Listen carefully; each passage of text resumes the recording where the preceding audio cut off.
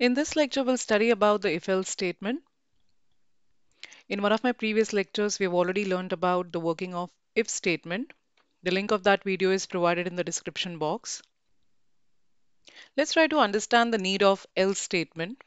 So as we have seen before, the if statement by itself will execute a single statement or a group of statements when the expression following if evaluates to true, and it does nothing when the expression evaluates to false. This is exactly a scenario where the else statement comes into a picture. So there is a way using which we execute one group of statements if the expression evaluates to true and another group of statements if the expression evaluates to false. Let's see the syntax. So the syntax says we have to provide if. Inside the parenthesis, we have to provide the condition.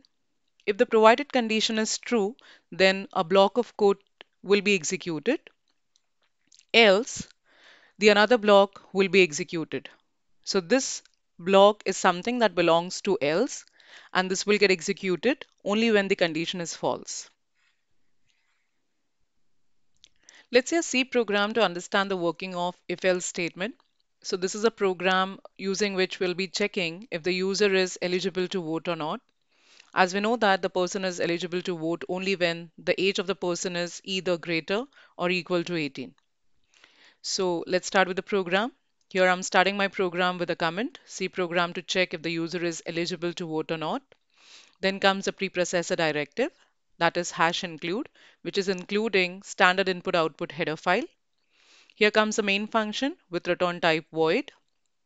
Inside main function, I have taken an integer variable age. Here I'm asking the user to enter the age. By making use of scanf function, I'm accepting the value for age. And this is where the if statement comes into a picture.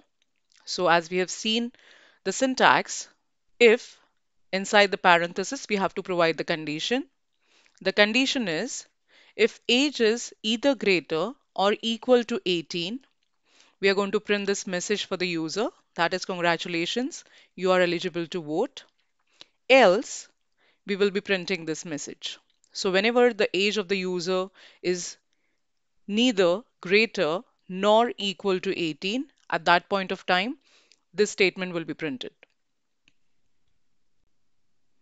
After completing the program, we need to save it first. So I'll save this code and now we'll go to execute to compile the code first. It can be seen here that this code has 0 errors, 0 warnings. I can go back to execute and run the code.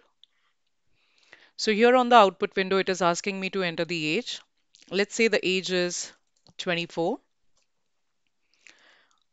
We can see a message, congratulations, you are eligible to vote.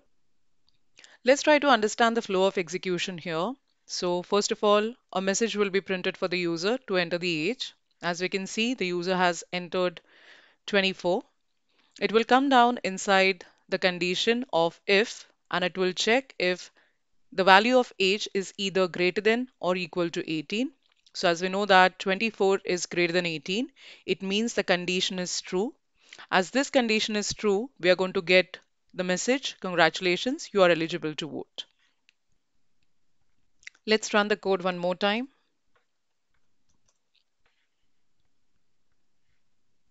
So at this time, I'll be providing the value 15.